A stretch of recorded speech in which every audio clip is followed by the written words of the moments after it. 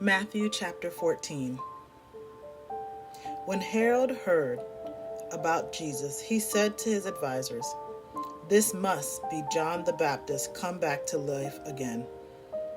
That is why he can do such miracles." For Herod had arrested and imprisoned John as a favor of his wife, Herodias, the former wife of Herod's brother Philip. John kept telling Herod, "It is illegal for you to marry her." Herod would have executed John, but he was afraid of a riot because all the people believed John was a prophet. But as a birthday present for Herod, Herodias' daughter performed a dance that greatly pleased him. So he promised with an oath to give her anything she wanted. At her mother's urging, the girl asked, "I want the head of John the Baptist on a tray." The king was sorry, but because of his oath and because he didn't want to back out in front of his guests, he issued the necessary orders. So John was beheaded in the prison, and his head was brought on a tray and given to the girl, who took it to her mother. John's disciples came for his body and buried it. Then they told Jesus what had happened. As soon as Jesus heard the news, he went off by himself in a boat to a remote area to be alone. But the crowds heard where he was headed and followed by land from many villages. A vast crowd was there as he stepped from the boat, and he had compassion on them and healed their sick. That evening the disciples came to him and said, "This is a desolate place, and it is getting late. Send the crowds away so they can go to the villages and buy food for themselves." But Jesus replied, "That isn't necessary. You feed them." "Impossible," they exclaimed. "We have only 5 loaves of bread and 2 fish. Bring them here," he said. Then he told the people to sit down on the grass, and he took the 5 loaves and 2 fish, looked up towards heaven, and asked God's blessing on the food. Breaking the loaves into pieces, he gave some of the bread and fish to each disciple, and the disciples gave them to the people. They all ate as much as they wanted, and they picked up 12 baskets of leftovers. About 5,000 men had eaten from 5 loaves, in addition to all women and children.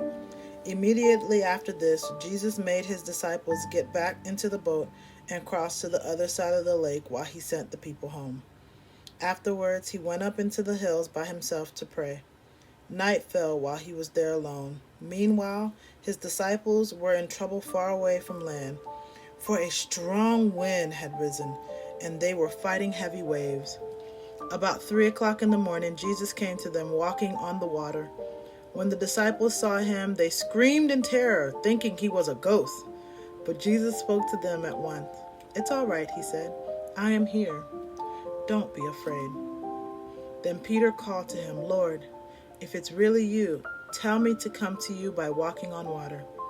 "All right, come," Jesus said. So Peter went over the side of the boat and walked on the water towards Jesus. But when he looked around at the high waves, he was terrified and began to sink. "Save me, Lord," he shouted. Instantly, Jesus reached out his hand and grabbed him. "Why don't you have much faith?" Jesus said. "Why did you doubt me?"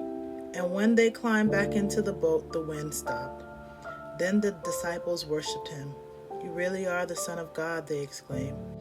After they had crossed the lake, they landed at Gennesaret.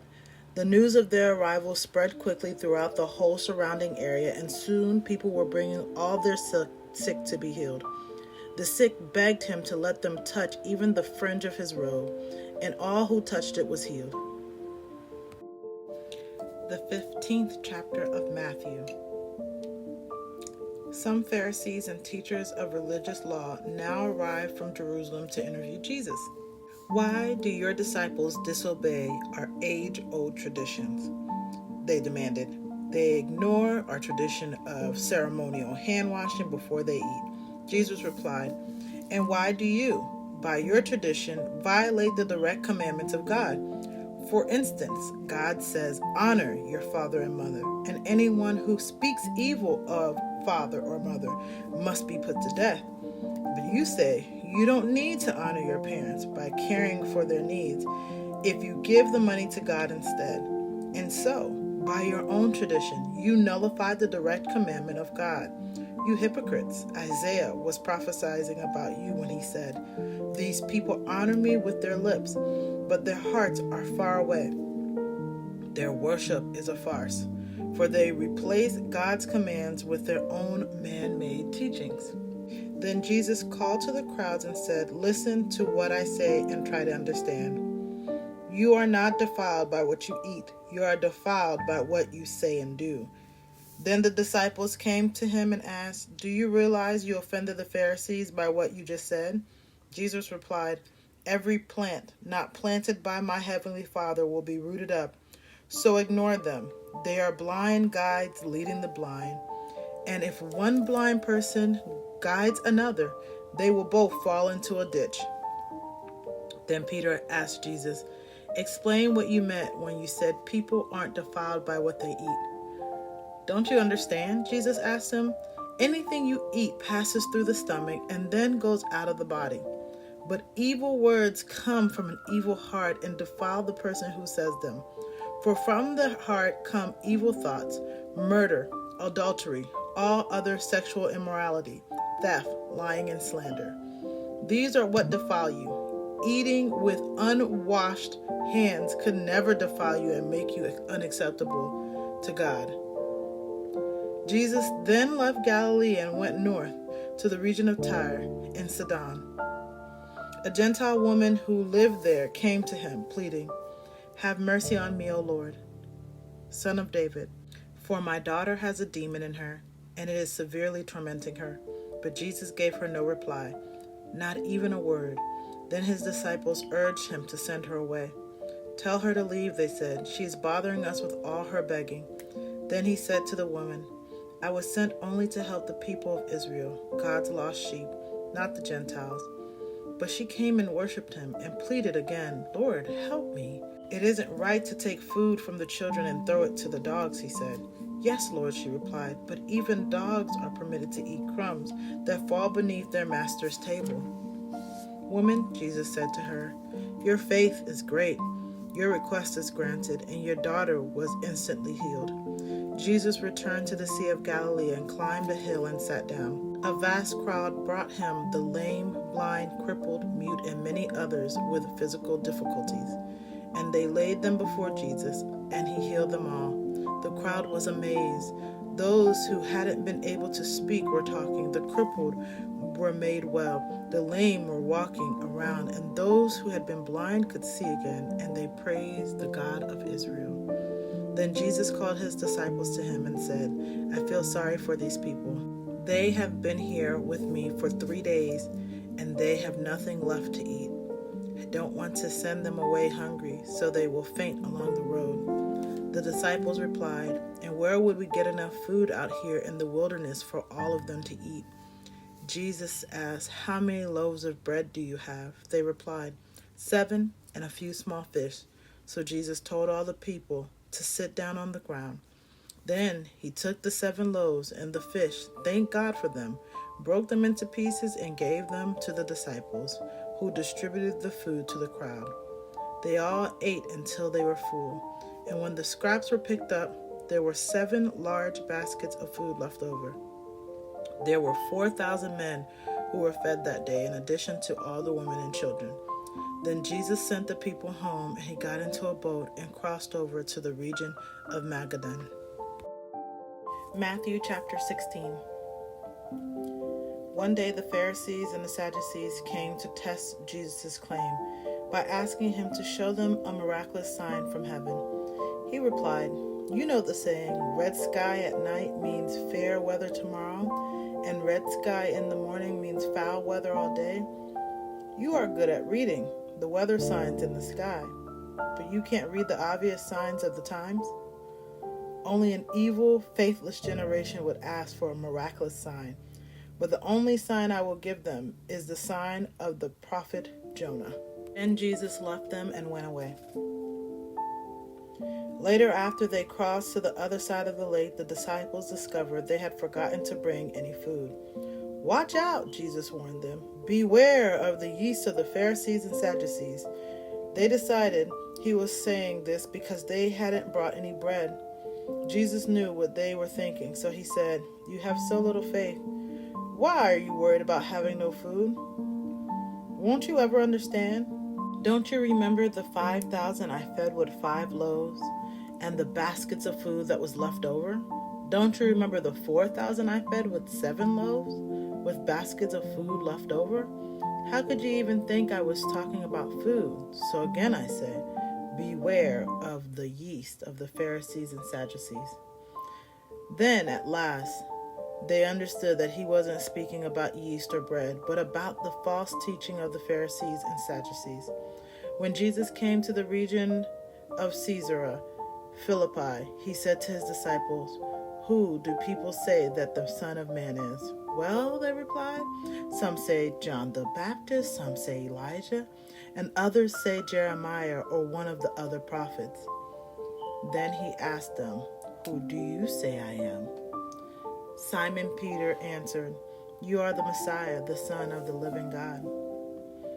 Jesus replied, "You are blessed, Simon, son of John, because my Father in heaven has revealed this to you. You did not learn this from any human being. Now I say to you that you are Peter, and upon this rock I will build my church, and all the powers of hell will not conquer it. And I will give you the keys of the kingdom of heaven. Whatever you lock on earth will be locked in heaven, and whatever you open on earth will be opened in heaven." Then he sternly warned them not to tell anyone that he was the Messiah. From then on, Jesus began to tell his disciples plainly that he had to go to Jerusalem, and he told them what would happen to him there. He would suffer at the hands of the leaders and the leading priests and the teachers of religious law. He would be killed, and he would be raised on the 3rd day. But Peter took him aside and corrected him. "Heaven forbid, Lord," he said. "This will never happen to you." Jesus turned to Peter and said, "Get away from me, Satan. You are a dangerous trap to me. You are seeing things merely from a human point of view and not from God's." Then Jesus said to the disciples, "If any of you wants to be my follower, you must put aside your selfish ambition, shoulder your cross, and follow me. If you try to keep your life for yourself, you will lose it. But if you give up your life for me, you will find true life. And how do you benefit if you gain the whole world but lose your own soul? In the process, is anything worth more than your soul? For I, the Son of Man, will come in the glory of my Father with his angels, and will judge all people according to their deeds. And I assure you that some of you standing here right now will not die before you see me, the Son of Man, coming in my kingdom." The book of Matthew, chapter 17. 6 days later, Jesus took Peter and the 2 brothers, James and John, and led them up a high mountain. As the men watched, Jesus' appearance changed so that his face shone like the sun, and his clothing became dazzling white. Suddenly, Moses and Elijah appeared and began talking with Jesus. Peter blurted out, "Lord, this is wonderful. If you want me to, I'll make 3 shrines, one of you, one for Moses and one for Elijah." But even as he said it, a bright cloud came over them, and a voice from the cloud said, "This is my beloved Son, and I am fully pleased with him. Listen to him." The disciples were terrified and fell face down on the ground. Jesus came over and touched them. "Get up," he said. "Don't be afraid." And when they looked, they saw only Jesus with them. As they descended the mountain, Jesus commanded them, "Don't tell anyone what you have seen until I, the Son of Man, have been raised from the dead." His disciples asked, "Why do the teachers of religious law insist that Elijah must return before the Messiah comes?" Jesus replied, "Elijah is indeed coming first to set everything in order. But I tell you, he has already come, but he wasn't recognized, and he was badly mistreated. And soon the Son of Man will also suffer at their hands." Then the disciples realized he had been speaking of John the Baptist. When they arrived at the foot of the mountain, a huge crowd was waiting for them. A man came and knelt before Jesus and said, "Lord, have mercy on my son, because he has seizures and suffers terribly. He often falls into the fire or into the water. So I brought him to your disciples, but they couldn't heal him." Jesus replied, "You stubborn, faithless people. How long must I be with you until you believe? How long must I put up with you? Bring the boy to me." Then Jesus rebuked the demon in the boy, and it left him. From that moment, the boy was well. Afterwards, the disciples asked Jesus privately, "Why couldn't we cast out that demon?" "You didn't have enough faith," Jesus told them. "I assure you, even if you had faith as small as a mustard seed, you could say to this mountain, 'Move from here to there,' and it would move. Nothing would be impossible." One day, after they had returned to Galilee, Jesus told them, "The Son of Man is going to be betrayed. He will be killed, but 3 days later he will be raised from the dead." And the disciples' hearts were filled with grief. On their arrival in Capernaum, the tax collectors for the temple tax came to Peter and asked him, "Doesn't your teacher pay the temple tax?" "Of course he does," Peter replied. Then he went into the house to talk to Jesus about it. But before he had a chance to speak, Jesus asked him, "What do you think, Peter? Do kings tax their own people or the foreigners they have conquered?" "They tax the foreigners," Peter replied. "Well then," Jesus said, "the citizens are free. However, we don't want to offend them, so go down to the lake and throw in a line. Open the mouth of the first fish you catch, and you will find a coin. Take the coin and pay the tax for both of us."